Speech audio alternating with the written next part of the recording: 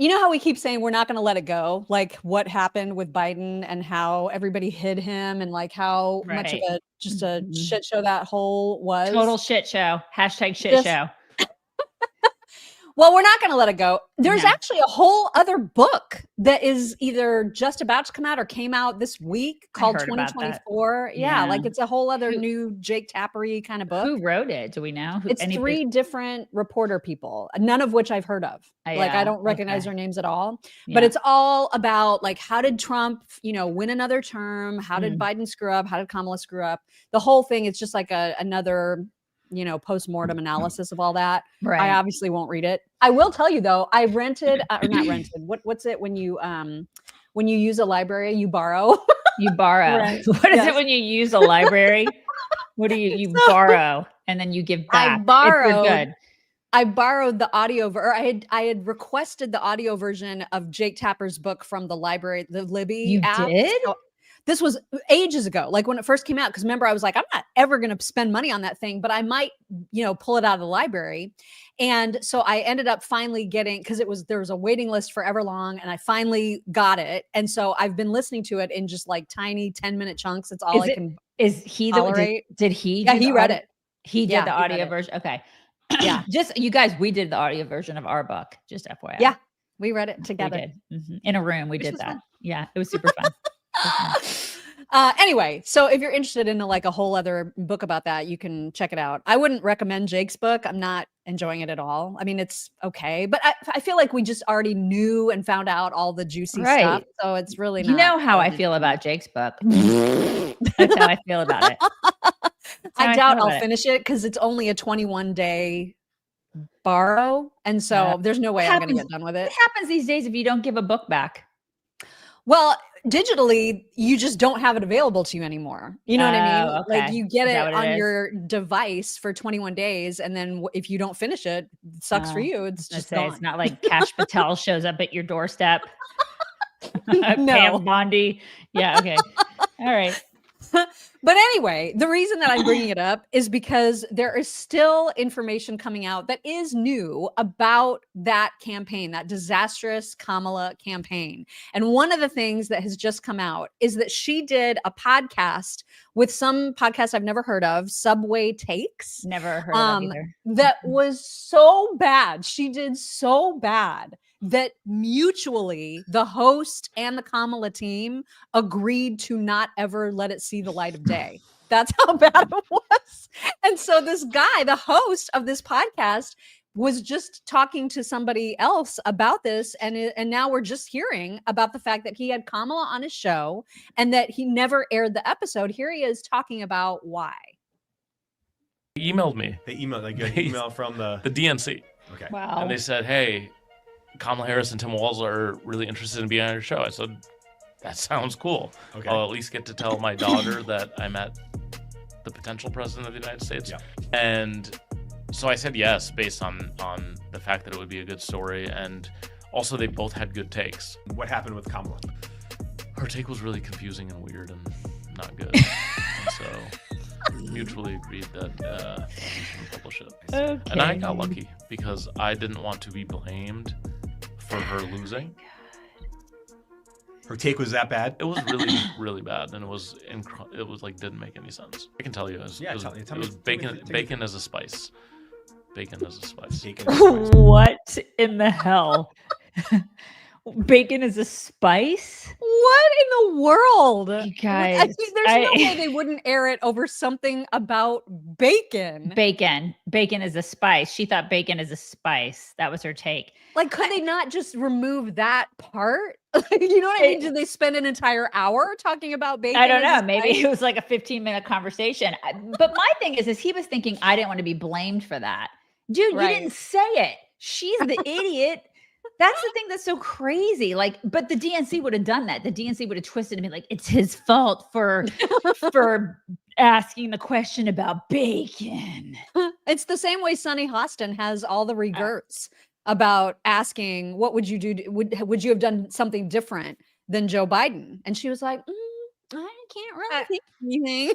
I mean, it's nuts. How about she's just an idiot and she has no business being president of the United States? Bacon is not a spice, you guys. Bacon is everything. It's everything. Oh my God. You guys need to check out our socials, chicksonright.com/links. If you haven't done that already, look at that beautiful link tree. It's so many links. So beautiful and pink. Also, please subscribe to this podcast. Do it. Tell your friends, even your liberal ones. We welcome them into the fold. They can hate watch. It's fine. Right. Totally. People do it. All right, let's get into some rando headlines. There was a lot of news that was made yesterday. One of the things that we talked about yesterday, right out of the gate, in yesterday's show, was that horrific Photoshop job that Hakeem Jeffries did with his trying to look cool with his leg up on a park bench photo. And then he was like trying to make himself look, I don't know, slimmer or taller or whatever the case may be. The bench ended up wavy because of his pathetic Photoshop skills. Kris Jenner's in the background going, "You're doing great, sweetie. You're doing great." Right. Well, I am pleased to report that he replaced that photo with an updated version. Okay. And this is it.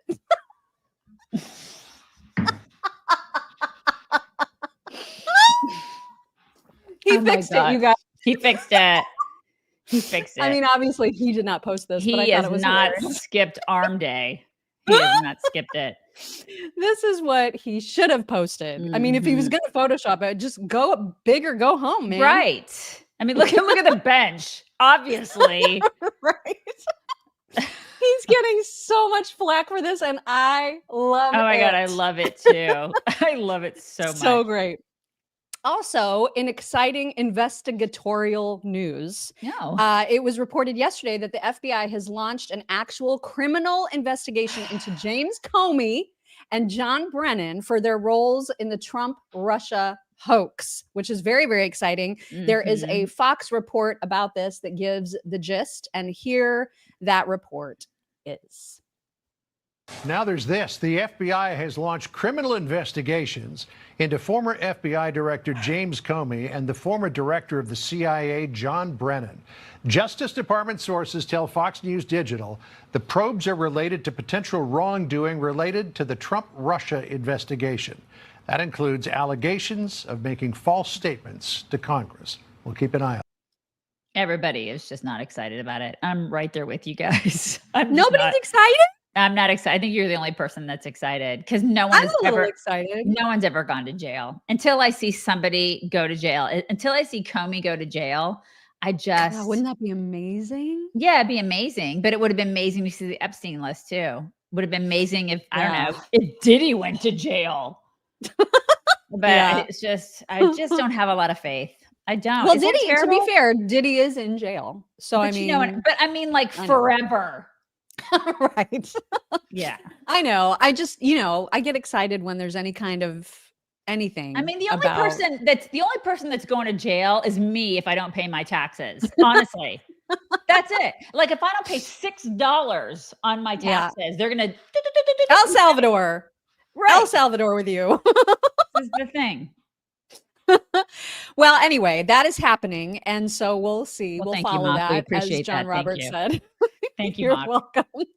And then also, here's another win for the Trump administration. The U.S. Supreme Court votes 8-1 to allow President Trump to continue to cut workers in any federal agency he wants to. You remember that there was a federal judge who was like, he can't cut down these agencies. So there's been this pause on all these federal workers. Some people were even brought back that were initially let go because of this order by the judge. And the Supreme Court, in an 8-1 vote, said, of course, Trump can cut down the size of federal agencies. Right. Hello. The only idiot on the court to say we should just continue to not let him do this was Ketanji Brown Jackson, as you might expect. And we'll get into a little bit of her nonsense later. But here is the Fox report about this particular ruling. Breaking moments ago, the Supreme Court with a decision that will allow the Trump administration to move ahead with their plans to cut the federal workforce, at least for now.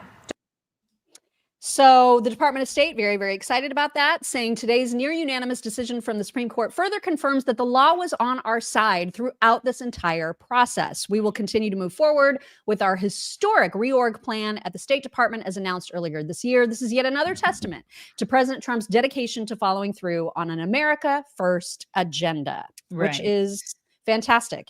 And Ketanji Brown Jackson is proving herself to be so inept, so utterly incompetent that even Justice Sotomayor thinks she's an idiot. She wrote in her own majority opinion that Ketanji Brown Jackson essentially doesn't understand the case in front of her. So she did it in legalese, in not so many words, but basically said, you're a moron. You don't even understand what you're ruling on. That's how off you are on this entire case. So she's not. Ketanji is not doing well. What do you expect when somebody's appointed by an auto pen? You know, I mean, this is the thing. She's a disgrace to the Supreme Court. Bad. She has no idea what she's doing. But congratulations on checking off boxes, Democrats. Congratulations. This is what you get. It's a great ruling, though, because now we're going to see some serious cuts to all of these federal agencies. Yeah. And listen, it's upsetting when anybody loses a job, but this is needed. Well, really, that makes sense. Needed. He's basically the CEO of the country. Exactly. A CEO can do this. He's the leader of the executive branch. Mm-hmm. That is what CEOs do. CEOs go into a company. They're heads of companies, and they're like, well, you know what? We're a little top heavy, or we're heavy here, we're heavy there. We got to get rid of these people, we are spending too much money. We're bleeding out. How can we fix this? CEOs make those decisions every single day. He knows that. He's worked in the business world forever. So this is no different. The country is a company. He's going to run it like that. At least they should be running it like that. So yeah, we should love that. It's good stuff. The guy has just incredible energy, and it makes me wonder if he drinks Field of Greens. So good at the segues, you guys. Yes. Listen, he probably does drink Field of Greens. If he doesn't, he should be, along with his Diet Cokes. And I don't know about you guys, but I would do anything to avoid going to the doctor, because these days I'm all about managing my own health and not spending time at the doctor. Not that I have anything. Okay, I do have a lot against doctors, but I mean, some of them are great, but some of them really suck. But I'm all about being proactive and preventative. And I'm really bad about getting my fruits and veggies in. So I drink Field of Greens. It's a life hack. Everybody should know about this life hack because it's simple and it's delicious. It's easy peasy. And the coolest thing is that if you drink a glass of Field of Greens every single day and your doctor doesn't notice your improved health, they will give you your money back. So if they don't see improvement on labs or whatever, that's like a really awesome guarantee. It's backed by real results. You're going to have more energy, improved cholesterol, stronger hair and nails, all the good stuff. So get started with 20% off and free shipping. Visit fogchicks.com. That's fogchicks.com. Use our code CHICKS. That's fogchicks.com. Plus, it's delicious, you guys. So I drink good. The yellow green stuff, and it tastes like sweet tea. It's so good. And it's a good way also to get your water in, because I have to drink like 8 to 10 glasses a day because it's hot here. So do it.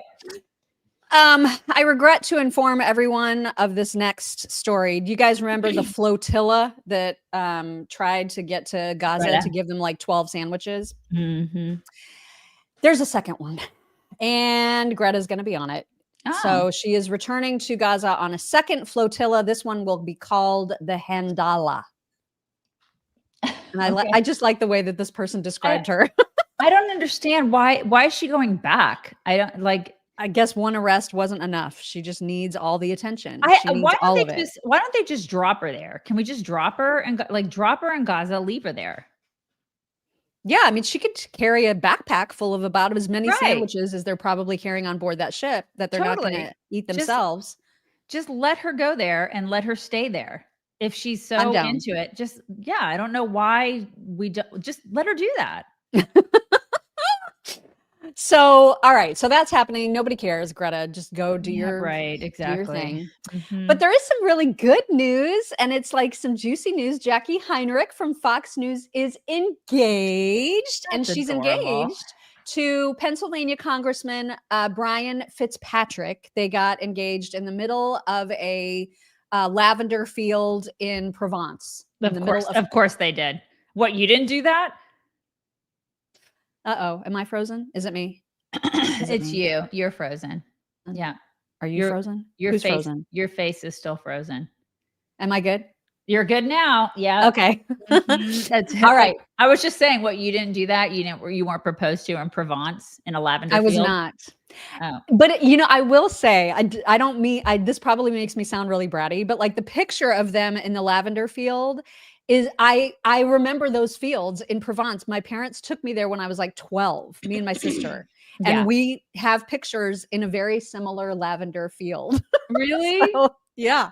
And so here is the picture of the moment, I guess, that they became engaged. It's very, very sweet. That's very sweet. Very, very sweet. So congrats to them.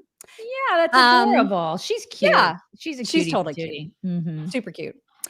And then in not so great news, people are just gross. I mean, we've been giving a lot of examples this week of how gross people are, people on the left, and the brazenness with which they make open threats against members of this administration, members of Border Patrol, ICE, you name it, is just getting more and more ridiculous. So somebody took video of a sign that they saw on a telephone pole in Seattle. Look at what this looks like. This is a picture of JD Vance. You can be the judge if you want, but that looks like that could be a crime.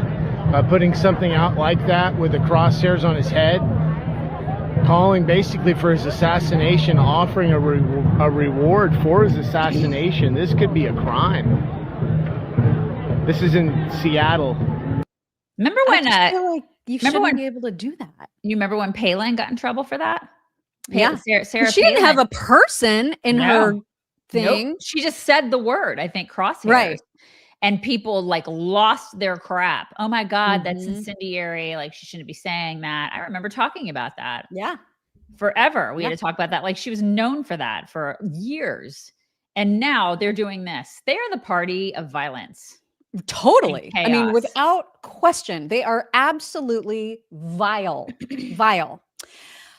There is some good news for people who are first-time home buyers who struggle to get their hands on a mortgage approval because they lack credit. So it's always been the case that even if you've rented and you've paid your rent on time at an apartment for years and years and years, that's not a part of your credit record. And now that has changed thanks to Trump's administration. The Secretary of Housing, Pulte, posted this yesterday saying, my order today, thanks to my boss, the president, will allow for Americans to use their rent to qualify for a mortgage. Credit history will no longer just include credit cards and loans.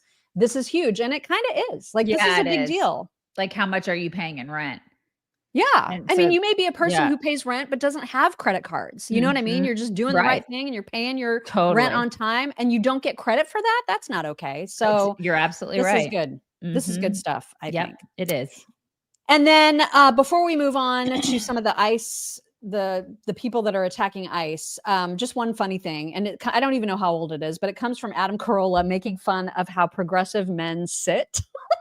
And I don't know why I've seen this before. Oh my God, I've totally seen it. Yeah, you remember this? It's so great. Yeah, I can't remember showing it, and so I thought, well, I'm just going to tack it onto the end of this little segment because it's hilarious.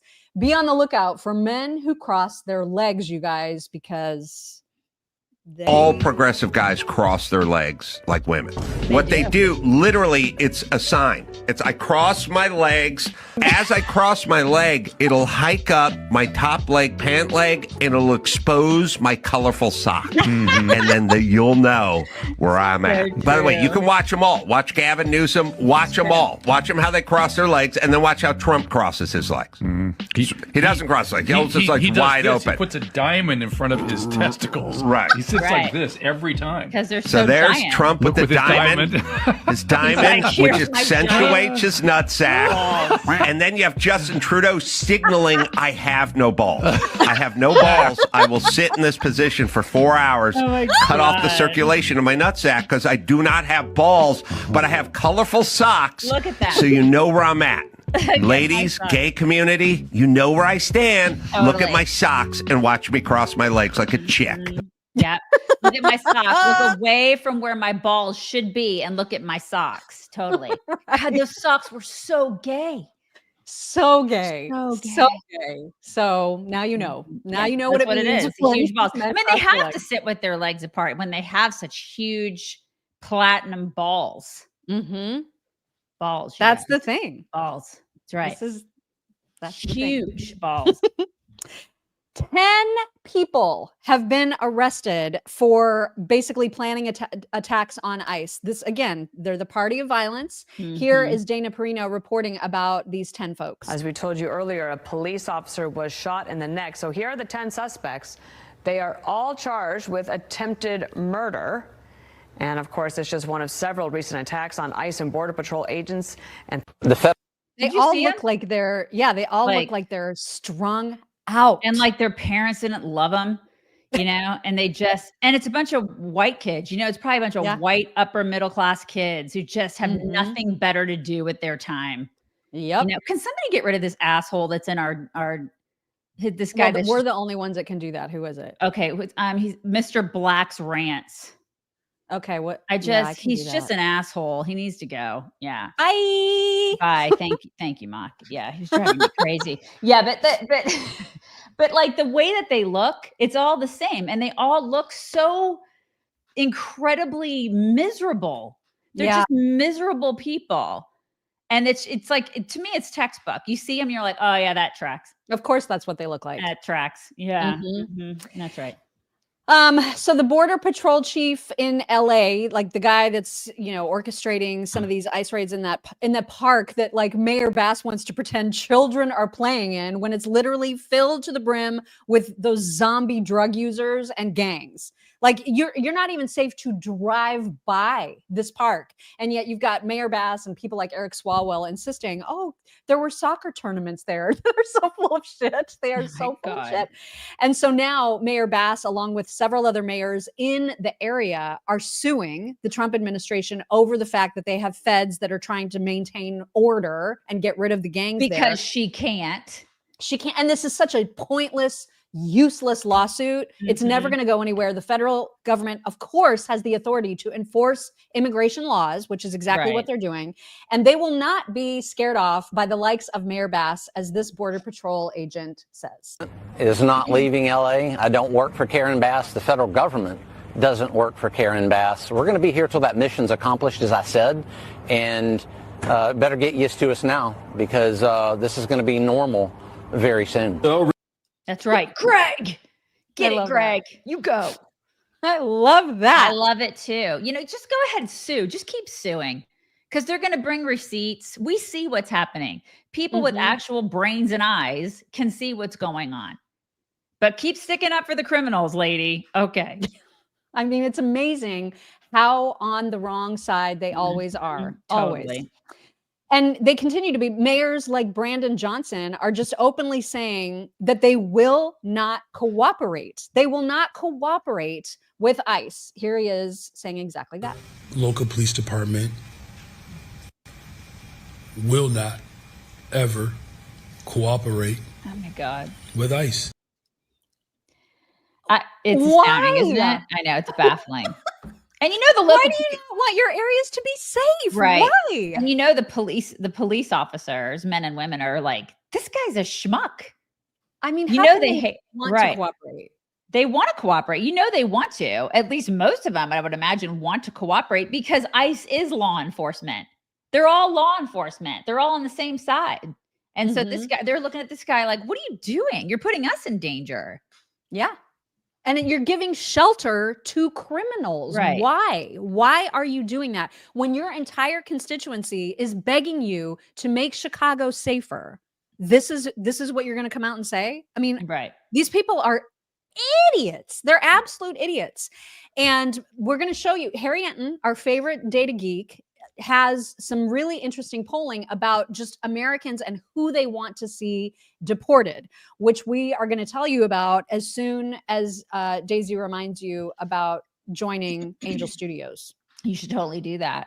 Because listen, people ask the question all the time, like, where did all the good family entertainment go? I ask that question. Where is the entertainment that celebrates America and values that we stand for. And that's not like completely smutty, and that I can have my kids in the room and everybody can watch a movie at one time. And I don't have to keep like turning it off and switching it or being like earmuffs, eye muffs, that kind of thing.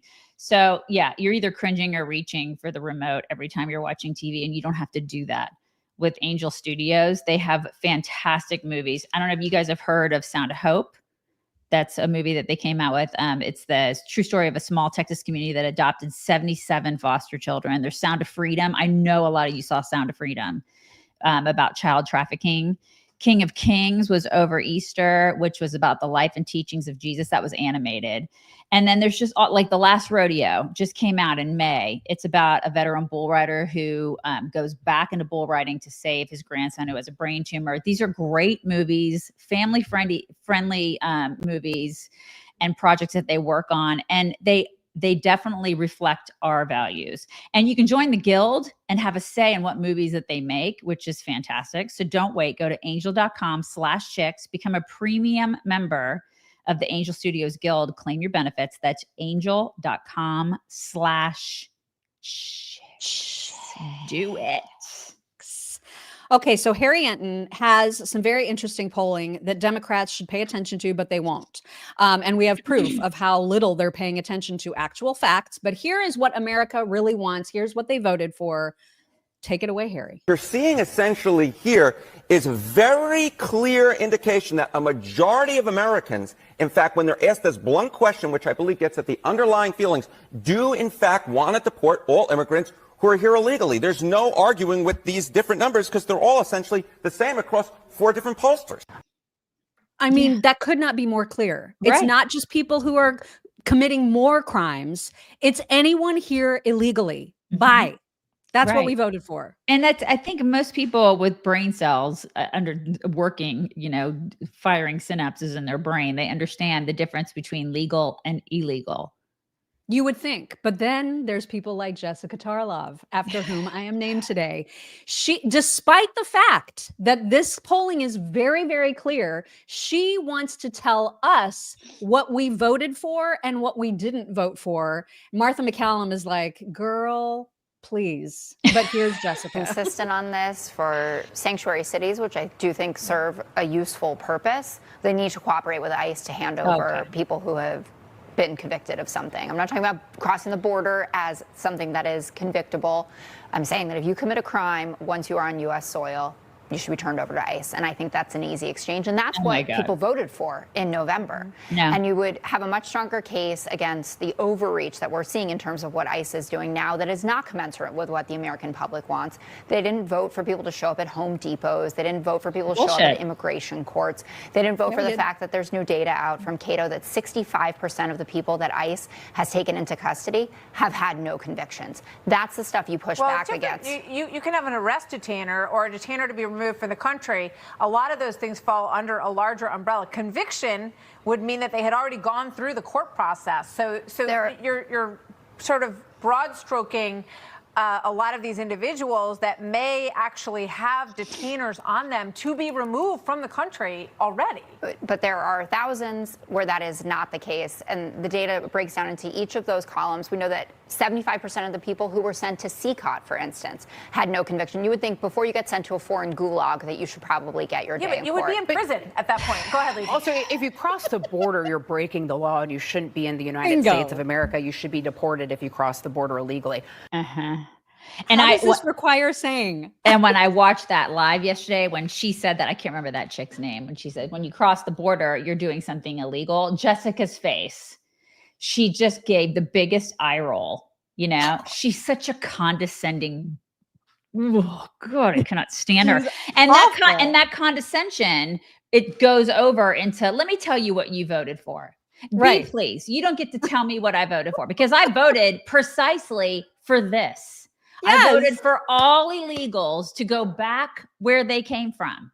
Like, get them out of here. I don't care if they I want the hardest criminals. Yes, that would be nice if they got rid of them first.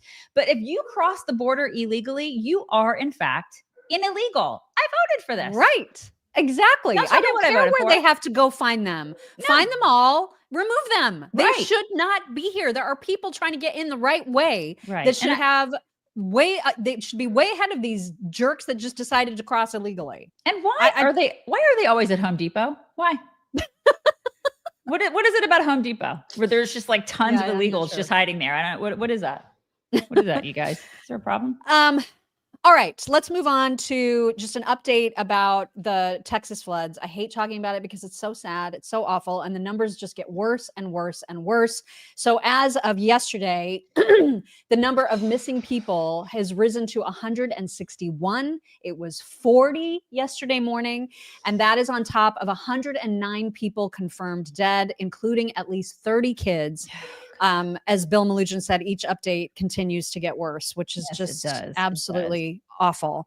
But like we said the other day, you know, there's these positive stories in the midst of all the horror. And one of those is an absolute hero, who we didn't mention the other day, but would like to today. And that is this rescue swimmer, Scott Ruskin, who directly saved 165 people so selflessly. And even when he was interviewed, he was basically like, oh, you know, he would not take credit. Like he would not. I'm just doing my job. Humble. Yeah. It's the job that it's the job that I'm tasked to do. And this just happened to be what I was assigned to do. And this is what I do for a living.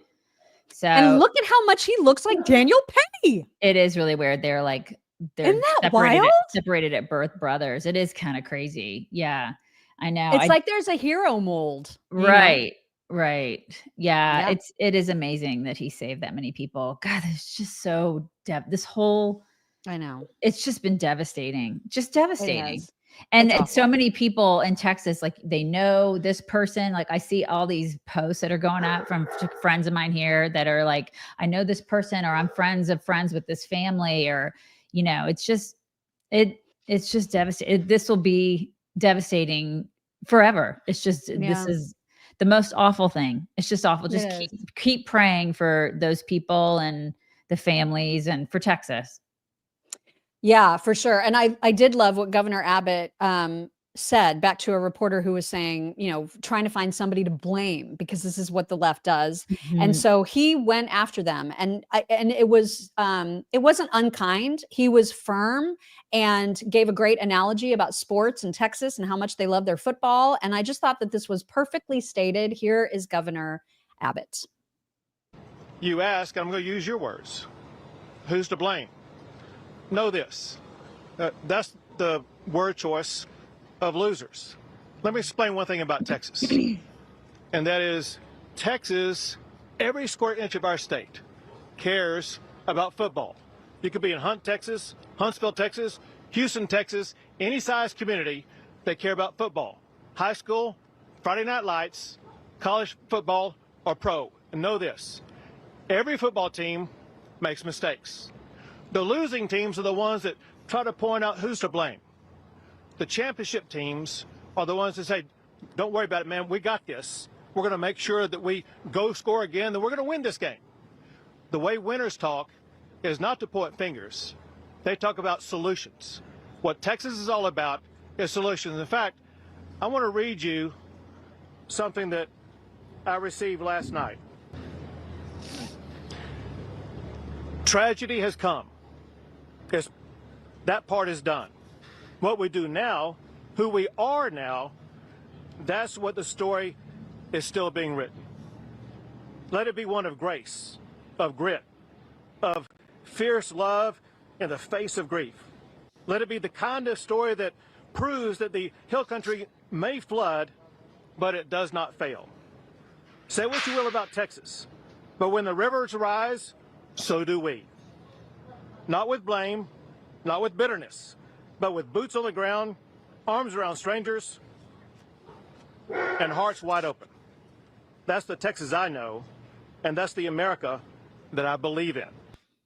Ugh. That's right. That's right. That is right, you guys. It's just, he's right, you know? Yeah, it was perfectly said. I just loved everything about that.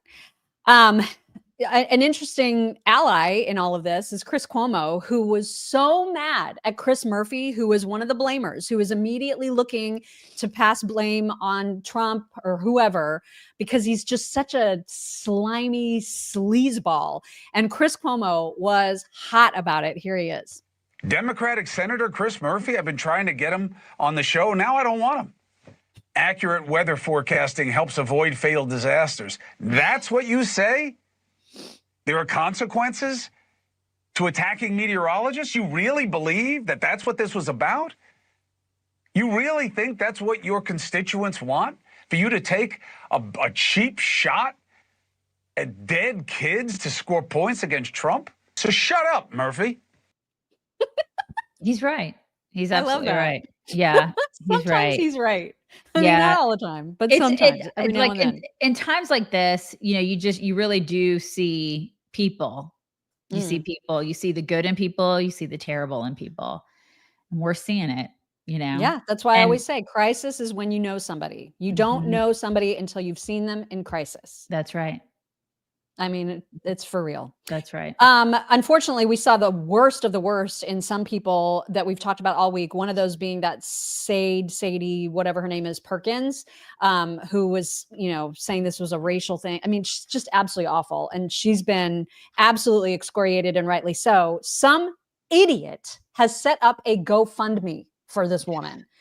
Trying to raise $20,000 for God knows what. I have no idea why this woman needs money, because she's awful, but somebody set up a GoFundMe. Here is a screenshot of it. They're trying to raise $20,000. They've made 20, and 15 of those dollars are from people who are willing to part with $5 just to rip on Sadie Perkins. I mean, like, who are these? Well, I guess you said who the people are, but like what? But to raise money for who even thought of the idea to? It had to be her. It had to be I don't know. Well, it was the name of some woman who said, I'm doing this because here are the reasons. You can read this if you want to the audience. We stand with whatever her name is because her words were not cruel. They were courageous. Black women should not be silenced or sacrificed to protect broken systems. Oh my God. Oh my God. Real accountability means protecting truth tellers, not punishing them. All funds raised will go towards whatever her name is, protection, legal support, and recovery from the reputational and emotional harm she's enduring. If you believe in free speech, equity, protecting Black women from systemic retaliation, then stand with whatever her name is. Let her know she is not alone and that we will not let her voice be erased. F you. F you.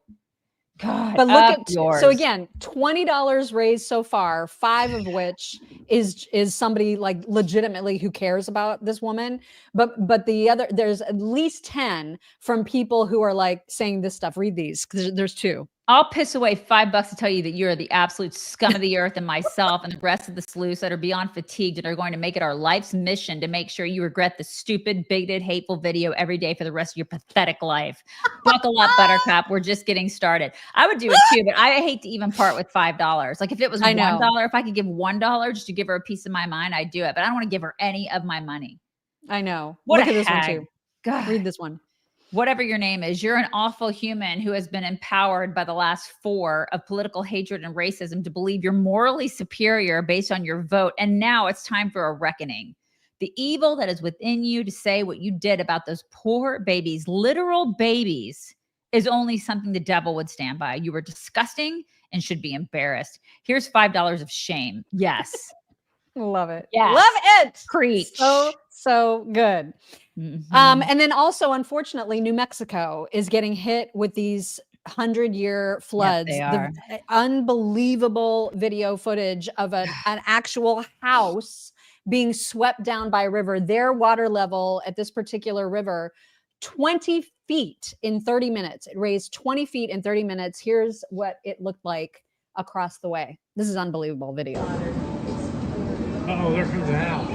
Oh my gosh, y'all look. Oh no. Oh no. Oh my gosh. Oh my god. Oh my god. Oh my god, dude. Oh. God. Uh-huh. Can you even? I wouldn't even be in the place that they are filming it. I know. It didn't What look like it was that much higher. You No, know what I mean? Like, what are you doing? Yeah, that's an absolute, it's insanity. Oh my God. It's horrific. All the flooding. Absolutely Yeah, what horrific. is going on with all the flooding? I know. And we've had it is so much monsoon season in that part of the country, but Yeah, still. but like here in Texas, it's not. I mean, it's usually not very rainy here this time of year. I was telling you that yesterday. I think before, when we were in pre-show, it's usually hot and droughty, and it's not that way. So it's weird. Just wild. It's I wild. know. Mm-hmm. We got connected with a very, very interesting group. So for those of you out there who are feeling voiceless, like you want to make a difference in politics, but you don't know how, Daisy is going to tell you how you can get involved. It's true. You can have a voice and not even get off your couch, which is the greatest way to have a voice in politics. We have noticed, listen, we've been doing this for 16 years, that there's a cultural war raging across America. And for the moms and the grandmas watching, I don't have to tell you this because you guys are living it. So we want to make you aware of this fantastic group. It's the Concerned Women for America. They are the nation's largest public policy Christian women's organization. For 45 years, they've been leading the charge as your voice, as our voice in all levels of public policy. So all you got to do is donate $20 or more, and you're going to get a copy of their book written by the CEO and president, Penny Nance. The book is called A Woman's Guide, 7 Rules for Success in Business and Life. You can go to concernedwomen.org/chicks. I believe our happy little faces are up on the screen when you go there. And they talk about 7 core issues like family, sanctity of life, religious liberty, parental choice and education, fighting sexual exploitation, national sovereignty, and then support for Israel. So they stand for wonderful things, all the things that we stand for. It's an incredible gift for young women. It's an incredible gift for somebody graduating or beginning her professional journey. It's just an incredible gift for yourself. If you want to get involved but don't know how, this is a great way to start. Go to concernedwomen.org/chicks for your copy today. concernedwomen.org/chicks. Do it. I love this. I love that they make it so do easy too. to just send messages to members of Congress. I mean, it's lickety split. They've got the templates on their website. They do. Really cool organization. Fantastic. Very, very happy to be sponsored by them. Oh my God. All right, Ashley said her sister-in-law is Penny. We have Penny's sister-in-law in here. Look at you. Oh my gosh. Amazing. Oh my Hello, gosh. Ashley. That's so fantastic. Yeah. There's another person who says that they're from her home, that she's from their hometown in Paintsville, Kentucky. That's and so they went to high school cool. with her. Look at that. She's awesome. Yeah, she is. Yeah. That's really cool. We're pretty stoked. Yeah. And yes, men can read it. I saw somebody asking if men can read the course. book. Absolutely. Absolutely. All right, let's talk about the cabinet meeting yesterday, because there was, I think it was like the 5th or 6th one that was held yesterday. And of course, much of it was open to the press, to the public, not to the public to come in, but like to watch in real time as it was taking place. And lots of questions were asked and answered. Lots of updates from all the cabinet secretaries were provided. We are going to get into the Epstein stuff in a little bit, but right now we're going to stick with other issues that were part of this cabinet meeting. And the first one was Scott Bessent giving an update on tariffs. You guys, we are making a fortune. Not me and Amy Jo. We as a nation. I wish we as were. a nation. I know, same. We as a nation are bringing in the moolah from tariffs. Here is Scott Bessent to report. Yes, sir. We will take in about $100 billion in tariff income thus far this year, and that's with the tariff, the major tariffs not having started till the second quarter. So we could expect that could be well over $300 billion by the end of the year. We don't agree with CBO scoring, but for those who do, the CBO scored tariff income over the next 10 years at $2.8 trillion, which we think is probably low. That's amazing. It is amazing. It is. Oh my God. It's fantastic. How can you not like this? I don't know. I don't know, because it's clearly it's a growth thing. It's a revenue generating thing. That's the thing. And how can you turn around and be like, you know what? I'd rather be taken advantage of. I'd rather take everything in my. That's the thing, because they're spending other people's money. They want other people to pay for this garbage. This is fantastic in every way. 100%. You cannot argue it. Yep. It's fantastic. And all of the policies that Trump has, put in place are America First policies, as we can see by the June jobs report, which was way ahead of expectations anyway. But look at how many foreign-born workers have lost jobs, probably because they're getting deported. And then how many native-born workers have gained employment. This is exactly what we wanted to see, and we're seeing it. It's absolutely awesome. Trump also weighed in on the effects of the tariffs. Here's a little bit from Trump about that. And we can do things over the years too. We're not hard line, but it's about time the United States of America started collecting money from countries that were ripping us off and laughing behind our back at how stupid we were. Okay? Thank you.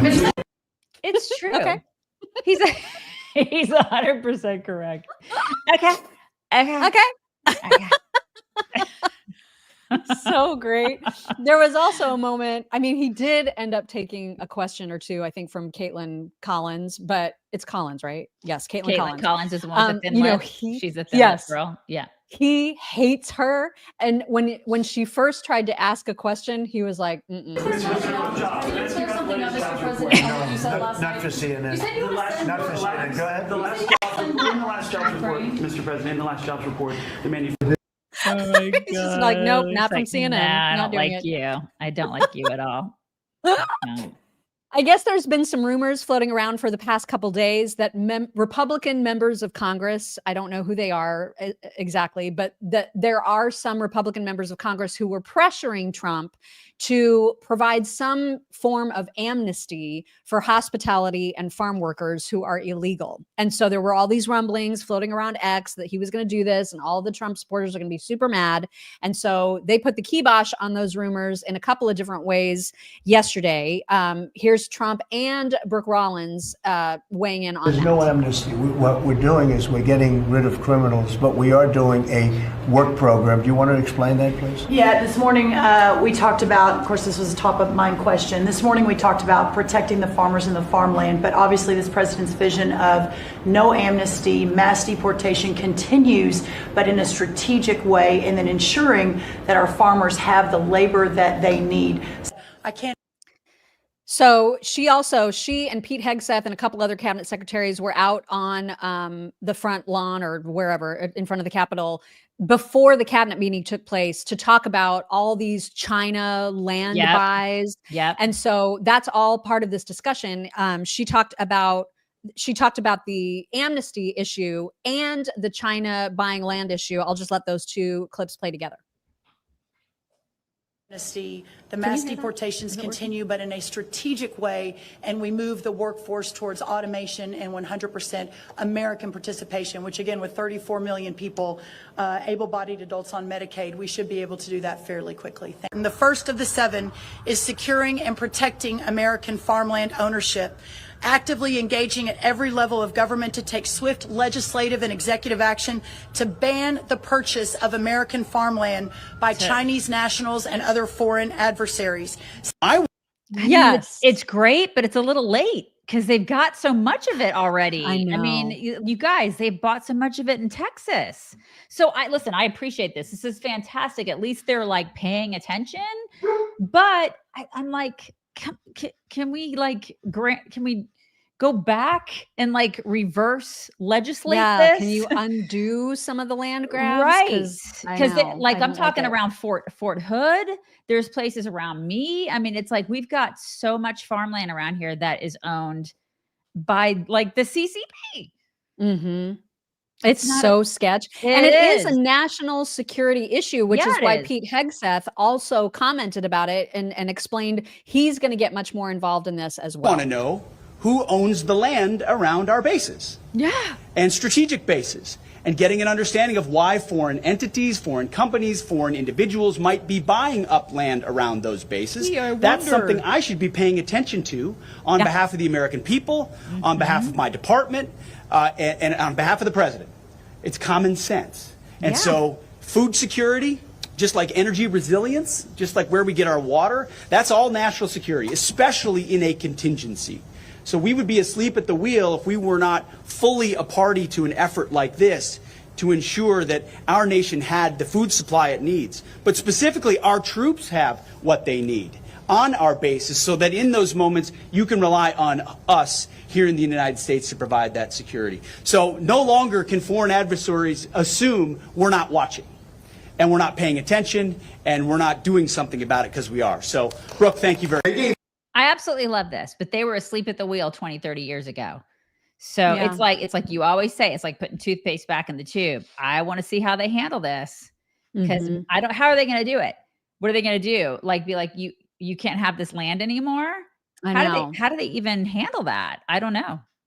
That's a lot of land that China owns. I don't like it. I don't like it at all. So I like that they're on top of it, and they're going to be watching and learning about who these players are, and then hopefully preventing more land from being sold to these foreign adversaries. Right.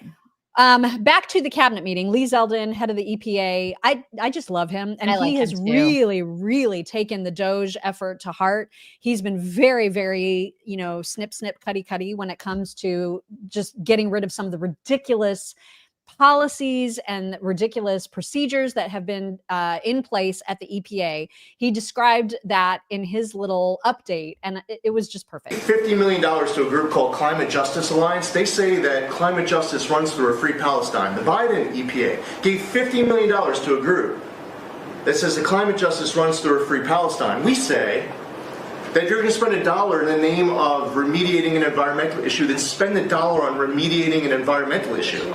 We say that we can protect the environment and grow the economy. We want to help grow more baseload power in this country. So why is it that it took this long for this team to get assembled, to be able to fix the mess that we inherited? But gosh, we love showing up at our jobs every single day, first thing in the morning, because all day long we get things done for the American taxpayer. And Congress did its part last week by passing one big beautiful bill to deliver this accountability and to cut off the Green New scam. So maybe it's a bad day for Stacey Abrams. Maybe it's a bad day for all those well-connected Democrats getting paid off.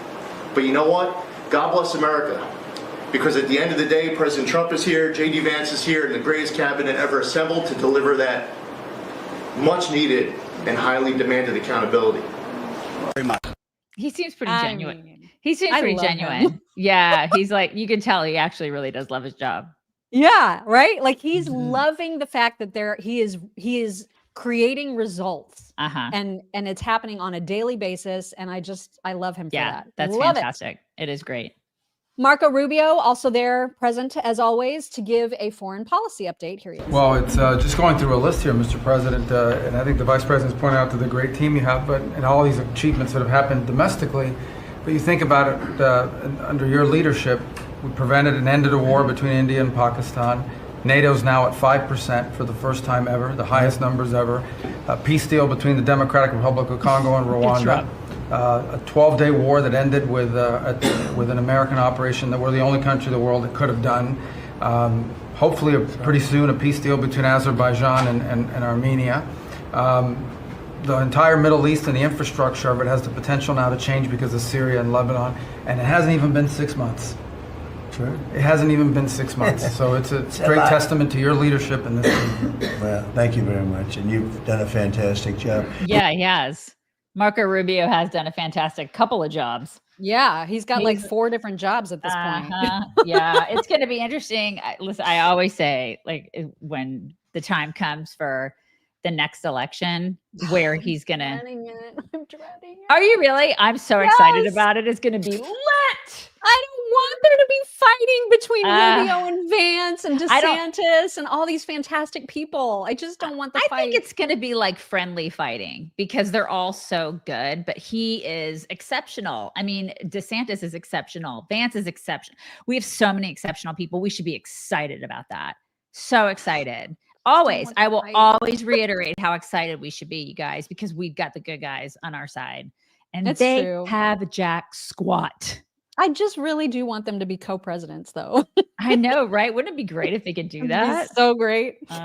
So Kaitlan Collins did get her question in. It was not I don't think she got the response she wanted. It was about Ukraine and the pause that was placed on weapons going to Ukraine briefly. The pause is now lifted, but she was asking about that, and Trump threw the question right back in her face. Here's what that was like. Mr. President, you have sent more weapons to Ukraine, as you said last night. Last week, the Pentagon paused some shipments of weapons to Ukraine. Did you approve of that pause? We want to put defensive weapons because Putin is not, he's not treating human beings right. He's killing too many people. So we're sending some defensive weapons to Ukraine, and I've approved that. So who ordered the pause last week? I don't know. What did you tell me? I think that's a question. He's just like, I don't know why you tell me who ordered the pause. He's just Caitlin. over their shit. He's just over it. You know, he is just over it. He's the dad. Oh my gosh, he's it. also way over Putin. Like he's mad, and he called it some bullshit that they're getting from Putin. Here he is on that. Go ahead. I don't know. We get a lot of bullshit thrown at us by Putin. For you want to know the truth. He's very nice all the time, but it turns out to be meaningless. Do you want to sanction him? Lindsey Graham has a sanctions bill on Russia. Do you want him to move? I'm looking at it. Yeah, no, I'm looking. The Senate is passing and passed a very, very tough sanctions. Yeah, I'm looking at it. Can you sign that? It's an optional bill. It's totally at my option. They passed it totally at my option, and to terminate totally at my option. And I'm looking at it very strongly. Yeah, it's interesting. The dynamic he has with Putin is really interesting because I think Putin is obviously like an alpha, right? He's he's a dictator alpha, and he says, "I'm sorry, you guys. Oh my God, I'm sorry." So he wants so Putin. I lost my train of thought. So Putin will like say the things to him to try to get a reaction from him, but he's a liar. He's a total. Thank you, honey. My husband is laughing. He thinks this is hysterical. Yeah, it's really funny. But Putin will try to get a reaction from him. He does. He'll get a reaction, but he will lie. He's a lying liar that lies. Zelensky is just he's a man-child. You know, he's a beta, really. He's an actor. And so he's dealing with two completely different people here. And I think, I think people think, oh, Zelensky's in charge. Zelensky is just a puppet. He's sort of like a Biden that's just like running Ukraine. Honestly, that's how I feel about that. But Putin, I think when Trump is told something by a leader and then they don't do what they say they're going to do, you can tell he's like, oh, really? Okay, it's on. Yeah, enjoy your sanctions because there's going to be some. This was the interesting stat. So the cabinet meeting that they held yesterday was the 6th in as many months. It was an hour and 45 minutes. Of course, they took questions from each member. Each member took questions from reporters, and that is longer. That one meeting was longer than all 9 of Biden's public cabinet meetings combined, which was a total of 58 minutes. And they were scripted. Gosh. Right. I mean, pathetic. The Absolutely transparency. pathetic. And just the fact, like him just saying stuff like, you know, Putin is just like, there's just a lot of bullshit. When he says stuff like that, you're just like, okay, you're getting so much insight into how he feels about people. He's just so incredibly transparent. And he really real. is. He's just a real dude. Except for on the Epstein stuff. But like everything else. But honestly, he's so transparent with us. We can see what goes on behind the scenes. We can kind of see what's happening. It is the most transparent administration in history, at least in my lifetime. Absolutely. With the exception of the Epstein stuff, which I was very disappointed in him and his condescension to America, which we'll get to in just a moment. But first, we've got some sort of delayed reaction, or not delayed, but pre-reaction. So reaction that happened about Epstein and the closing of the case before the cabinet meeting.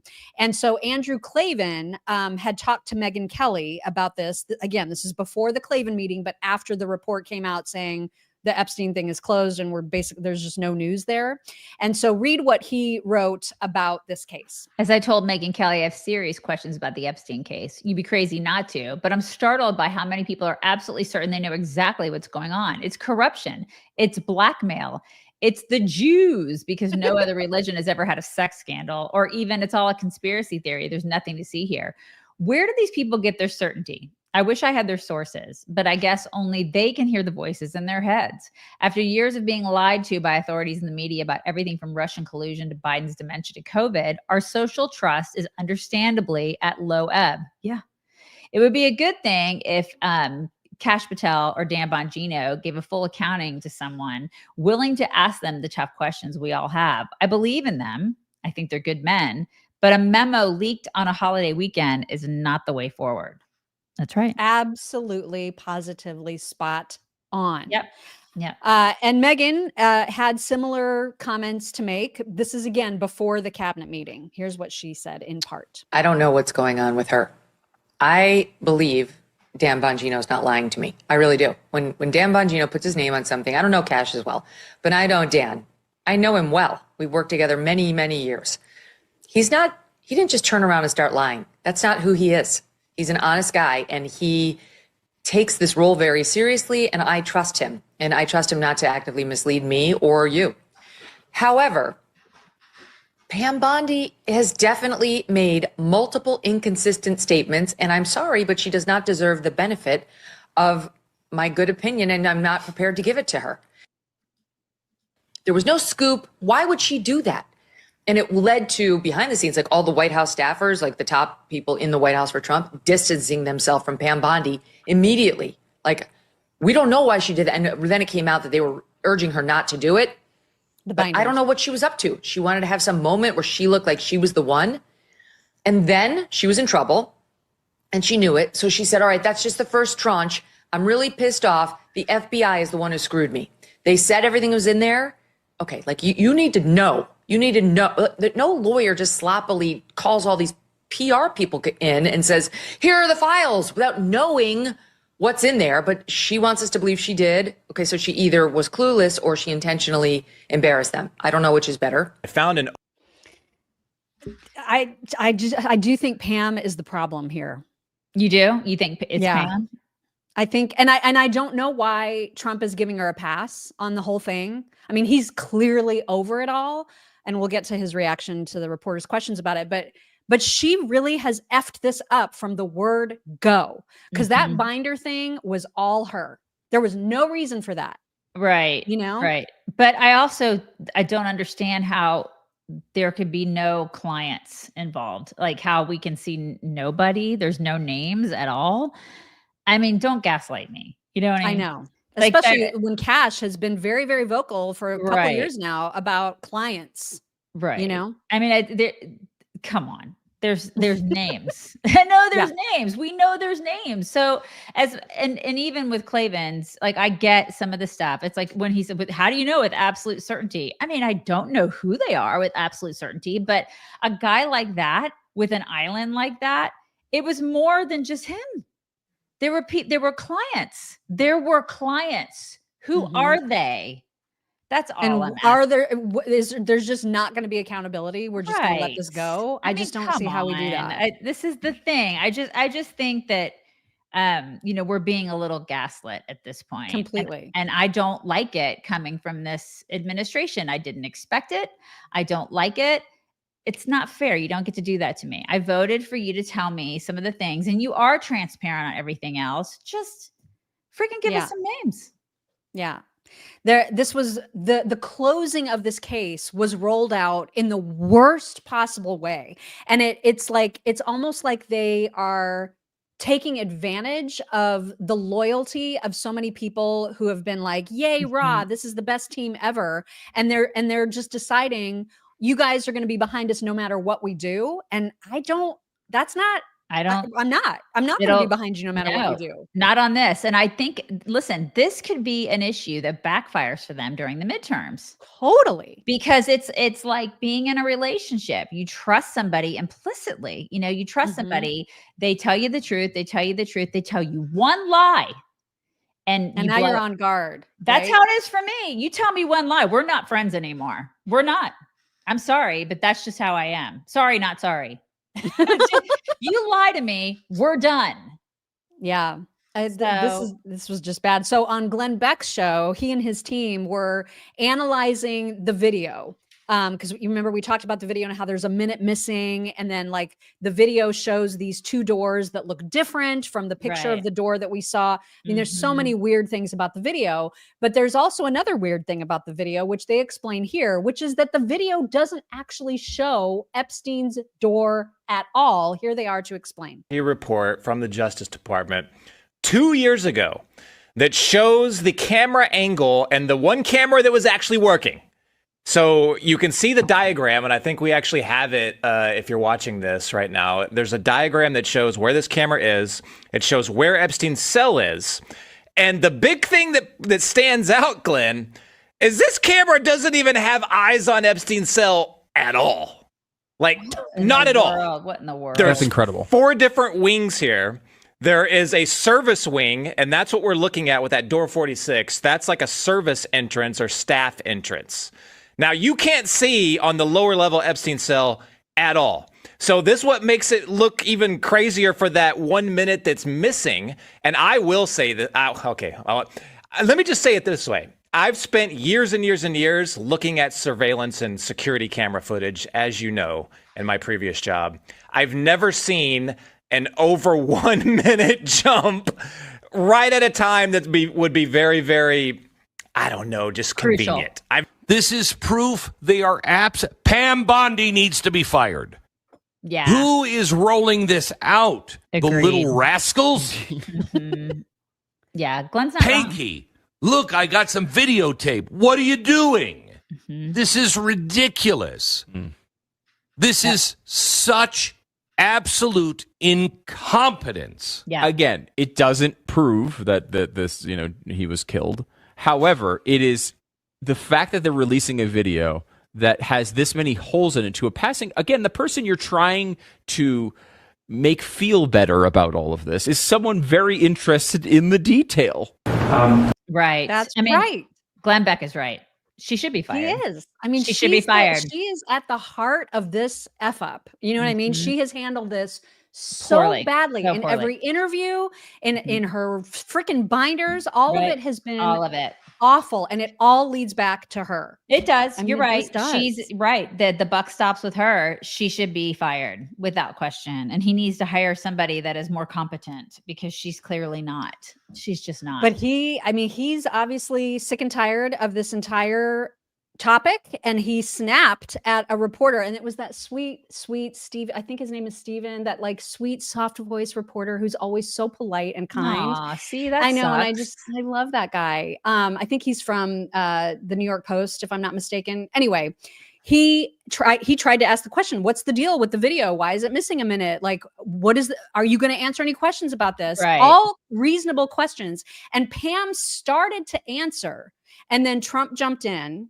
And then we'll pause there before Pam then continues the answer. But here, we'll just play through to where Trump snaps. Your memo and release yesterday on Jeffrey Epstein, it left some lingering mysteries.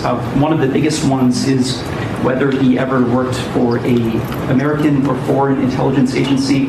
The former Labor Secretary, who was Miami U.S. Attorney Alex Costa, he allegedly said that he did work for an intelligence agency. So could you resolve whether or not he did? And also, could you say why there was a minute missing from the jailhouse tape on the night of Saturday? Yeah, sure. Pam, could I just interrupt for 1 second? Are you still talking about Jeffrey Epstein? This guy's been talked about for years. You're asking, we have Texas, we have this, we have all of the things. And are people still talking about this guy, this creep? That is unbelievable. Do you want to waste the time, and do you feel like answering? I don't. Listen, I'm 45 minutes away from the flooding here in Texas, and I found that to be very gaslighty. That was unbelievable. Yeah, he's misreading the room.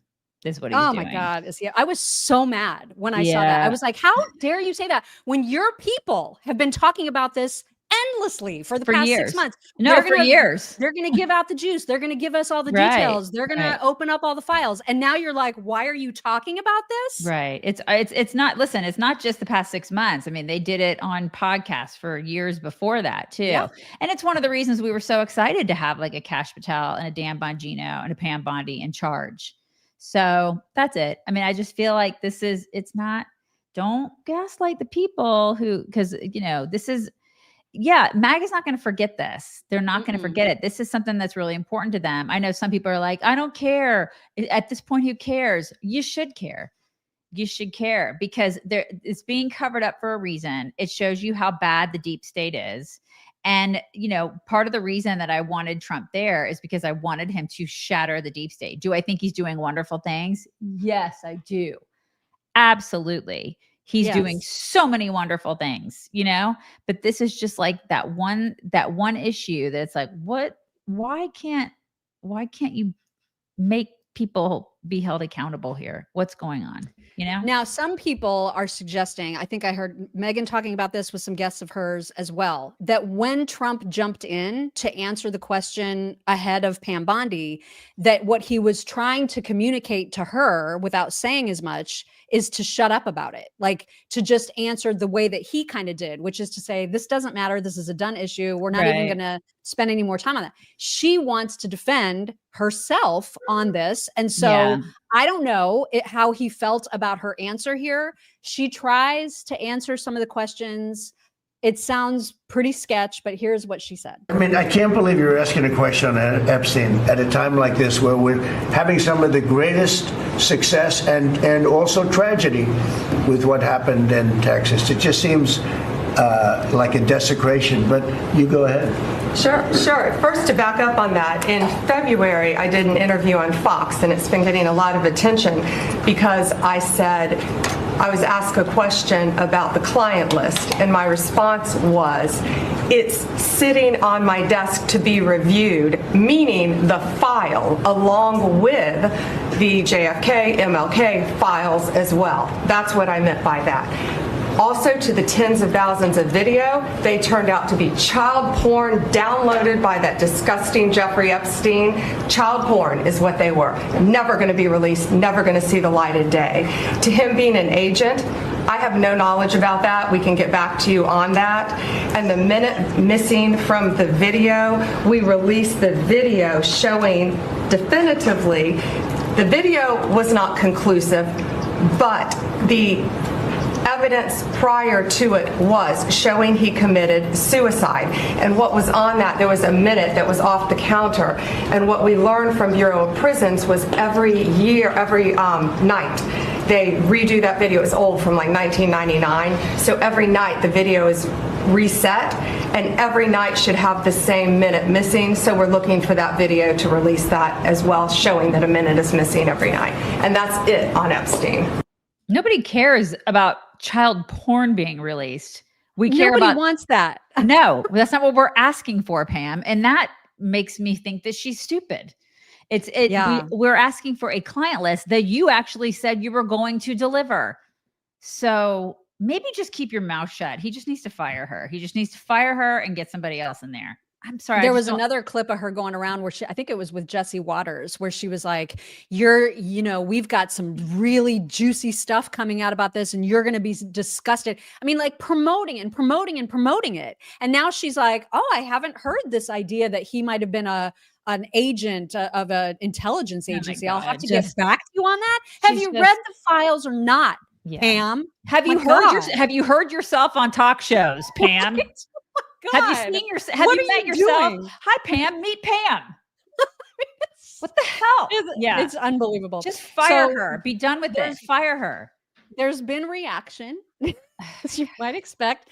Just to give you some examples, Seth Dillon saying, I don't know if there's an Epstein client list. We were told it was being released just before we were told it doesn't exist. Right. It's possible it never existed, but it isn't possible that we were never lied to. Right. Which is exactly right. Mm-hmm. Sean Davis also speaking for many people, saying until the Trump administration adequately answers real questions about what is actually going on with the Epstein insanity, just trust us, there's nothing their routine ain't gonna cut it. The questions are going to continue and only get louder. The administration's treatment of this has been embarrassingly bad. It has been bad. Completely agree. Not a good look. Nope. And then Elon, of course, as we recall, suggesting that Trump himself was on the client list. Now he's decided to bring inexplicably Steve Bannon into this. So what the hell? Yesterday he tweeted, Bannon is in the Epstein files, which prompted Candace Owens, who I haven't agreed with on basically anything lately, but I did agree with her about this. As soon as Elon Musk tweeted that, she also said, I think it would be prudent for a journalist to ask the White House plainly if Elon Musk was granted access to Epstein's files. Otherwise, what are we doing here? Accusing everyone we're mad at of being in the files? Yeah, she's 100% correct. She's totally on that. right. She's totally right. Yeah, because it like that is also a bad luck. He's just going to start naming Marco Rubio and JD Vance, and I don't I don't like that finance Scott Bessent guy either. He's in the files. I mean, it's like, okay, Elon. He also I don't know if you saw. Down. I did. There was a tweet he put out yesterday. I don't know if you have it or not about them killing Peanut. Did you see that? Mm-mm. He was like, they arrested and killed Peanut, but have not even tried to file charges against anyone on the Epstein client list. Government is deeply broken. Now, I do agree with them on that. I mean, seriously, it's like they kill a freaking squirrel and we can't, you know what I mean? They're going to go. Yeah. This just shows you how broken our government is. And I know people are like, let's move on. I want to talk about this. Well, I mean, we kind of need to talk about it.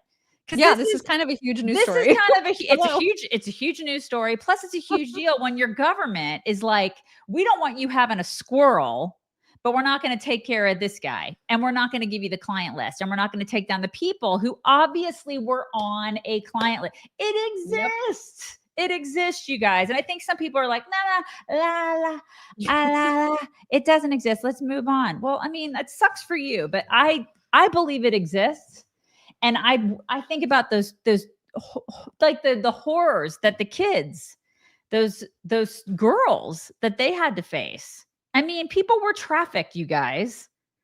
Good Lord. And there had to have been clients to be trafficked to. Right. And they're walking around. Maybe there isn't an actual list, but there's certainly evidence that it was more than just Jeffrey Epstein on his island that people flew to constantly that was abusing girls. I mean, you'd have to be a fool to think otherwise. Exactly. And they want us to believe that. And it's like, no, I'm not taking your vaccine. And because this has been bungled so badly, now it gives fodder to assholes like Jake Tapper to basically try to create more of a rift, because people are mad at Trump about this, and rightly so. And so people like him are pouncing to try to like even egg on the fight. And so he's basically saying that this has been botched and that we are being played for fools. Here is what he said on his show yesterday. There's a trove of information that the Trump administration is right now refusing to share. Information that could well point to the powerful folks who availed themselves of the sex trafficking victims of Jeffrey Epstein. If you go, for example, to the FBI vault online, you can see that there are 22 files containing thousands of pages. Most of them are heavily redacted. Now, sure, of course, redact the names and identifying characteristics of the victims. But why not make the victim and witness testimonies public? As Julie Brown points out, there's still so much we don't know from the investigations by U.S. attorneys in Miami and in New York, witness interviews in the U.S. Virgin Islands and New Mexico. Brown writes that there's still more evidence that hasn't been published, including, quote, Epstein kept video cameras in most of his residences, and Epstein's autopsy, nor the report of the investigation into his death, has ever been made public. So while there may not be an official client list to be released, as the administration is now saying, there's a lot of extra information that is not being made public, despite Trump's Justice Department basically now saying case closed. This isn't going to go away. The public, you're being played for fools here. Oh my God. Why didn't he ask these questions when Biden was president? God, this guy, I want to punch him in the face, and I don't condone violence on the show. I don't. But of course they're pouncing on it. This is exactly are. what they'll do, and it's because it's been handled so You're badly. right. You're absolutely right, Mock. You're right. But I mean, like, dude, where were you 4 years ago? Yep. Oh, God, where was he on anything? On right anything. Now he's like, oh, by the way, Biden was being hidden from people. Right. FYI. But they're like, Trump is covering this up. That's the thing, that the mainstream media is going to just jump on this, and they're going to use it to their advantage during the midterms. As they are. Exactly. That's exactly right. Now, there are some folks who are, and I'm sure there's folks in our own audience too, who are like, I believe this is a case closed thing. I don't want to talk about it anymore. I don't care. I believe in this team. And we're going to share their opinions as well. Mike Davis being one of them. Mike Davis saying the FBI, under the great leadership of Patel and Dan Bongino, concluded the investigation. Pam Bondi explained what she meant by the file versus any list. She explained the minute reset every night. She can't release child porn. What more do people want? Seriously. Well, I mean, Mike, we can tell you what we want, and that's the list. We don't want. Or even just some of the stuff that Jake Tapper just pointed out. How about the autopsy? How about just some of the basics? The basics. You know, the basics would be nice, Mike. That's it. The basics would be nice. That's it. AG also has had enough of this story, and he said, I don't know what's going on with the Epstein files, but this is what I do know. In 6 months, thousands of sex traffickers are in prison because of Trump. Thousands of sex traffickers have been deported because of Trump. Thousands of kids have been saved because of Trump. And by the end of his term, it'll be in the millions. Please stop pretending he's protecting these monsters. I don't think he's doing that. I don't think he's doing that. I just think that there's something going on. I'd like to know who was on the list. I'd like to know. I think that there's somebody somewhere or a group of people somewhere that believe that if we find out who is on this list, it'll somehow be catastrophic to all of us. Like, we just can't handle it. No, I can handle it. I can handle it. I feel like we can handle it. I can handle it. Now, you guys all remember the binder story. It was absolutely horrendous. And there were lots of influencers that were caught out. They didn't know that they were coming there to receive a binder. They had no idea that that was part of their visit. And Liz Wheeler is one of those influencers. And she was on, I think with Chris Cuomo even, to talk about what happened and how badly this has all been botched. And that day in particular, here is a little bit of her story. I was at the White House that day when Pam Bondi gave out those white binders. I was one of the ones who received that binder. So when you say before I'm invested in this, yeah, I am invested in this because what she did made me look like I was adding to some kind of clickbait weirdo influencer thing online, which I don't do. People that watch me know I'm very prudent. I don't engage in hot takes. And I gave her the benefit of the doubt. You give the benefit of the doubt to people on your own side. I thought, okay, I don't know why she gave us those binders if she didn't have good stuff in those binders, but she said there was another story. A whistleblower told her there were truckloads of documents. Hopefully she'll produce. And I gave her time. I was patient. I gave her the benefit of the doubt. But here's the thing, Chris. That day in the White House, Pam Bondi bragged about making that cover sheet on that binder that you're showing on the screen. That cover sheet that reads the most transparent administration in history. Epstein files phase 1. She told us she made that. She printed it. She put it in that binder. How can you square that behavior with what she posted on the Department of Justice website on Sunday saying, actually, there's nothing here? Chris Cuomo was like, yeah. Yeah. I don't blame her. Like somebody saying she's as gullible as the rest. She fell for it hook, line, and sinker. Put yourself in those people's place for just a second. I was saying this to my husband the other night. If you and I had been invited to the White House that day and we were told you're going to get to sit down with JD Vance and with Kash Patel and with Pam Bondi and all the, we would have absolutely gone. And if we would have gone, and if Pam Bondi would have handed out binders that said Epstein files phase 1 to us, and then if we would have left that meeting and there would have been reporters outside, we would have done the same exact thing because we would not have had time to read through a full binder before leaving the room. And we would have been like, look, we got these binders. And then we would have moved on with our day. But as the days went on from that, I can tell you right now, I'd be a lot bitchier about this whole subject. If I were one of those people.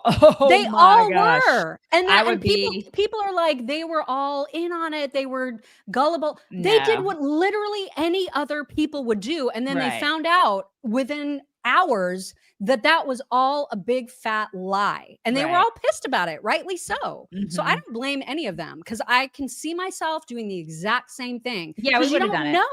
You don't know. We would have totally done. We would have done it. Absolutely. Because we would have been like, oh my God, they're giving us scoop on this. This is fantastic. This is like historic. This is going to be it's going to be great. It's for the good of the country and blah. We would have totally done it. And then like 2 days later, I would have been scorched earth. Right. Exactly. Oh my, it's a good thing they didn't ask us. That's all I got to say. Yeah, and I can't. I mean, I'm already mad enough at Pam Bondi. I can't imagine how much madder I would be. I'd feel exactly like Liz. I would be so pissed that all this time has passed, and now she's like, "Everything's fine. No, there's nothing wrong here." Oh my God, nothing to see. What the hell? here. All right, last on this, before we get to some fun stuff, is Megyn Kelly has a great idea about how to make everybody feel better about this whole thing.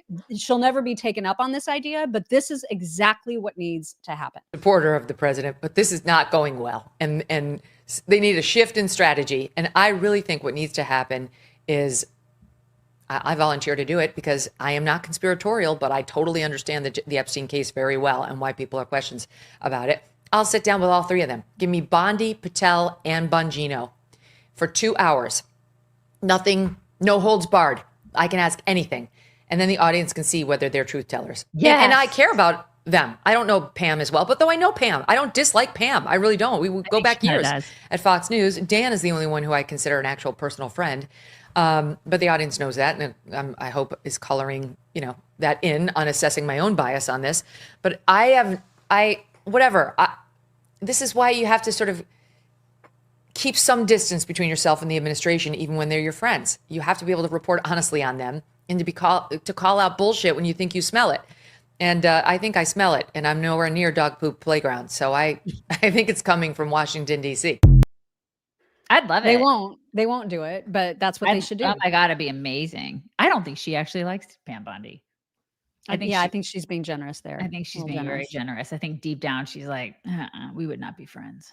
But I mean, the fact that this most transparent administration in history is not offering themselves to reporters to ask questions about the story. It's unacceptable. About this story. It's unacceptable. Why? Yeah, given how they've behaved up to now about this story. So it's just not okay. Yep. All right, moving on to some My Pillow Talks. First, we have something that I think all husbands and all boyfriends would really love to have if this is a thing that actually existed, and that is a girlfriend/wife interpreter. Oh, okay. And so here's an example of what that would look like if it played out in someone's relationship. Go get some ice cream or something. Yeah, I can take you to get some ice cream. You're not gonna have any ice cream? No, I had some food before, but I can take you to get some. No, that's fine. But you just said you wanted to get ice cream. It's fine. Hi. Who's that? I'm his girlfriend interpreter. It's a subscription service. I don't want to get ice cream unless you're also getting ice cream because I can't enjoy it without you. Doing it by myself will make me feel unloved and like a fat pig. Okay, well, I'll get some ice cream, sure. That sounds like fun. No, the moment's gone now. What? I don't want ice cream anymore. You've ruined it because you're just going to do it because you know that I wanted you to. But you have to want it yourself. Do you want to do something else? Sure. What about putt-putt? Like mini golf? Yeah. Yeah, okay. I'd rather gouge my own eyes out than play mini golf with you. I think every woman probably secretly hates putt-putt. It's dumb. Are you okay? It's dumb. Is that true? He's fine. Hello. I actually like putt-putt. Is that wrong? I do too. I totally like it too. I And I like like how it putt-putt. translated to part Right. in the caption. part. Actually, you know what I like better than putt-putt is Topgolf. I just like whacking the shit out of that ball as far as I can. Yeah, but you're good at it. Like if you're a person like me who could not make contact with the ball, it is not fun. Except when you get to eat. The you eating spin is around fun. a lot. I just like whacking the ball as far as I can. Topgolf is life. Melanie Sanders, I think is her name, the creator of the We Do Not Care Club for perimenopausal and menopausal women. She has had a lot of updates. I don't even know which one this is. This could be a few days old by now. I will never tire of these. She is absolutely awesome, especially in her delivery of all of the things that menopausal women do not care about anymore. Here is one of her best. Welcome to all new and existing members of the We Do Not Care Club. I started this club for all women going through perimenopause and menopause. Yes. We are putting the world on notice that we simply just do not care much anymore. Let's go ahead and get started with today's announcements. We do not care if our bush is gray. Oh my God. We do not care how many times the pharmacy has texted us that our prescription is ready. We don't care. We will get there when we get there. Right. Leave us alone. We do not care what we had going on today. If we didn't sleep last night, those plans are canceled. We do not care about thigh gaps and flat abs. We're just happy we had a good bowel movement this week. We do not care if the Olive Garden server has been grating Parmesan for 3 minutes already. There's enough cheese when I say it's enough cheese. Right. We do not care if the same book has been on our nightstand for months. We're gonna scroll TikTok before we go to bed. Right, leave us alone. We do not care if we didn't respond to your text, but we are always on our phone when you are around. Read between the lines. We do not care if the AC is blowing and the seat heater is on. Our balance is not your business. I do that. We do not care if we made plans with you yesterday and we don't want to do it today. We are not the same person we were yesterday. It's true. This concludes our announcements. Our new and existing members, please be sure to post what we do not care about today in the comments so that we can add that to our list. That's right. Thank you. That's right. God, I love her. She's my I know, spirit she's animal. so I great. just love her. So great. So and then great. lastly, speaking of spirit animals, I think this person is going to remind you of me. Okay. Because she definitely reminded me of me because we are the same. I want to have as a pet, but they won't let me have as a pet. And by they, I mean my husband and also my HOA and probably sometimes the government. Top of the list always a marmoset. I want a finger monkey so bad. Anything this like miniature size just makes me want to scream. I do fear that I would cuteness aggression so hard that I would like put its head in my mouth and that's frowned upon. But I want one bad. Oh my God, that one's a baby. So you. Add this to animals they're hiding from us. Did you know there's pygmy squirrels? They only grow to be like 3.5 inches long. What? Oh my God. I am absolutely sick over how cute this is. The proportions are all wrong and I love that. I have a soft spot for animals that look like they were cobbled together by like a amateur. Like this looks like normal squirrel size and then it just gets progressively smaller at the I like it. A fennec fox, which I was almost immediately talked out of because apparently they can make your house smell like a hot porta potty and also they're really loud and extremely hyper, but absolutely precious. This is basically a dog. Like I think it's like a naughty dog, but it's adorable. Give me this fat baby otter immediately. Look at its belly. Look at, am I in any way equipped to provide an environment suitable for an otter? Absolutely not. Absolutely not. This little cat. Rusty spotting is the smallest cat. Please, I could die. It's so small. And it's very beautiful and precious when it's an adult. Do I already have 2 house cats? Yes. Look at the size comparison. Look at this big honker cat and this one's a baby. It also looks very, very scared. Anyway, I'll just visit it at the zoo, I guess. Oh my God, that is so you. We held fennec foxes. We held them. We did. Remember? They were super cute. When we were on the radio, some guy brought a bunch of wild animals. So including a reindeer. He brought a reindeer to the studio, you guys. It was like a Christmas treat or something. And then he had a fennec fox. So we were like holding this is the kind of stuff we did when we were in radio. We held fennec foxes and played with reindeer. This is what we did. This is what we did. Made no And sense whatsoever. It was amazing. All right, we have a thank you from yesterday from our friend Dana Spain, who said, morning from Montana, beautiful chicks. Dad joke Wednesday. Why do some men name their tallywhacker? Because they don't want a stranger making 90% of their life decisions. Grown, I know. Now take my stash. I love it. That's awesome. And then also on Venmo today, Colleen W said you can go to Sade, whatever that chick's name is, GoFundMe and send her a prayer. It isn't publicized, but you can flood her with prayer. Here, take my money that's not going to her. YouTube wouldn't let me send this. That's really nice. That's really nice that you're praying for her. It is. It's generous. Joanna Burkholder said, regarding the Epstein list, I wonder if the Trump administration has power over people on the list as long as he has it and keeps it private. Power is gone once it's put out there, like he's keeping it for ammo. What do you think? Love you, chicks. I don't know. And that's the problem. I don't either. I can't speculate on what's going on. I just wish they would just release it, Just let everything implode. I don't care. Over on Locals, Nemin64 said, where do you take someone who gets injured playing peekaboo? To the ICU. Judy Flood said, did I ever tell you about the time I went mushroom foraging? It's a story with a morel at the end. I see what you did there. At the end. A moral.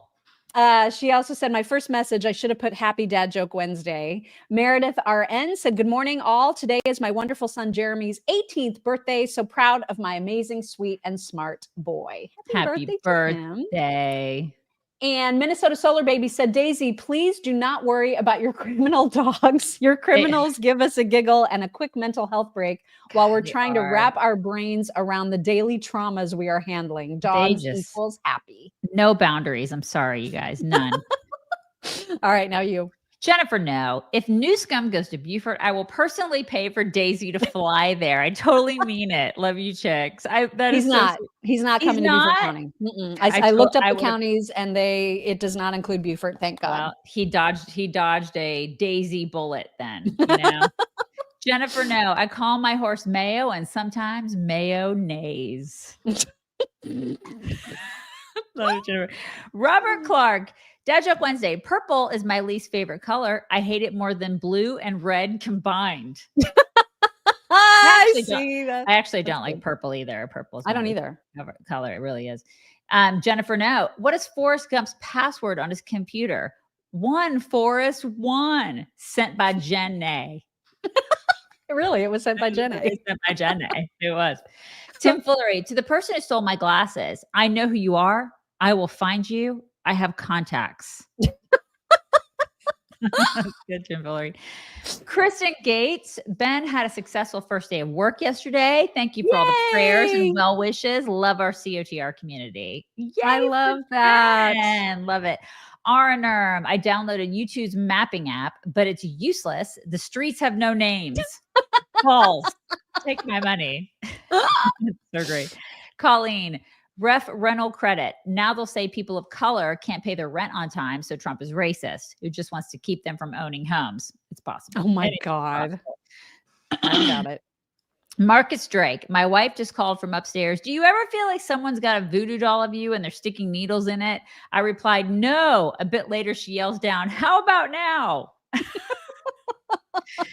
Dave Larson. My boss wants me to sign up for a 401k. Ain't no way I'm running that far. Take my money. These are good today, you guys. Yeah, they're really good. Oh, Mama 8. So sick of libs using flood videos to spew their crap. The level of language coming out of my mouth as I watched was crazy. I felt my grandma roll over in her grave and grabbed a bar of soap on her way. Yeah, I know. Some of the stuff from the left. I feel that. It's just not okay at all. Arnerm, Senator Chris Murphy is just a few stupid takes away from forcing Megyn Kelly to make a run for a seat in Connecticut. I hope she doesn't. I like her show. It's how I found COTR. Oh, really? Oh, I don't think she would ever run for office. I think she does too well. I mean, her show, she has more viewers than like every single lamestream media outlet combined. She's so successful at what she does. And now she has a whole platform. You know what I mean? She's got other people like joining the fold. Like she's going gangbusters. Yeah, she's basically seeking world domination. She doesn't need to run for Senate. Aaron Krieger, did you guys hear about the company that makes yardsticks? They won't be making them any longer. Thank you for your attention to this matter. Take my money. Jose Rodriguez, morning from Texas, y'all. Dad Joke Wednesday, twofer. How do poets say hello? Haven't we metaphor? What do you call a magic dog? A labracadabrador. That's my favorite because I love saying it. Labracadabrador is so great. Just take my one. Thank you. Julie Wolf, if there are no names, why is Maxwell in prison? If there are no names, why is Maxwell in prison? I mean, theoretically, it could be because she arranged girls for Jeffrey Epstein. Right, so right. That's what some people are saying. But there are names. I agree with you, Julie. There are names. Jennifer, now, did you see Virginia Joffrey's or whatever her name is, Dead Man Switch video a week ago? She stated in it that Epstein is not dead. I think O'Keefe has everything. She's dead. So how did she release a video a week ago? I have no idea. I know. I don't know. I have no idea. I don't understand that. I'll have to look into that. Elizabeth Jareds. Chicks, this is your show. You talk about anything you want, and we deserve to know the Epstein list. I love everything about you both. God bless. That's so sweet, Elizabeth. Thank you. Thank you. BTK, interim AG with no Senate confirmation. Flynn, Gates? Question mark? I don't know. We'll see. He's not going to get rid of her. I don't think he will either. I think he's going to dig his heels in on her, which may be a big mistake. Lori Weens, please continue to pray for my friend Trina, who is in a huge cancer battle. She has been on gene therapy for over a year and is now having to do radiation and chemo as it has spread to her bones. Oh, Lori, I'm so sorry. I hate that. Pray for Trina, y'all. Pray for Trina. Shannon Pope, Dad Joke Wednesday. What do you call a group of trans women superheroes? X-Men. Love to all. That's really good. Randy Craig, what did the three-legged dog say when he walked into the saloon? I'm looking for the man who shot my paw. Love you, chicks. Get it? She's frozen. You're I'm frozen. frozen. You were I'm frozen. back. Yeah. He's looking for the man who shot his paw. All right, you guys, we're bringing it in. We're bringing it in, you guys. Everybody have the greatest Wednesday. We're going over the hump. You guys, we'll talk to you tomorrow. Everybody have a great one. Hello, beautiful people. This is the Chicks on the Right's Indian correspondent. Thank you for watching or listening. Be very sure to like, subscribe, and ring the bell to stay up to date on all of their delicious content. Okay, thank you. Come again.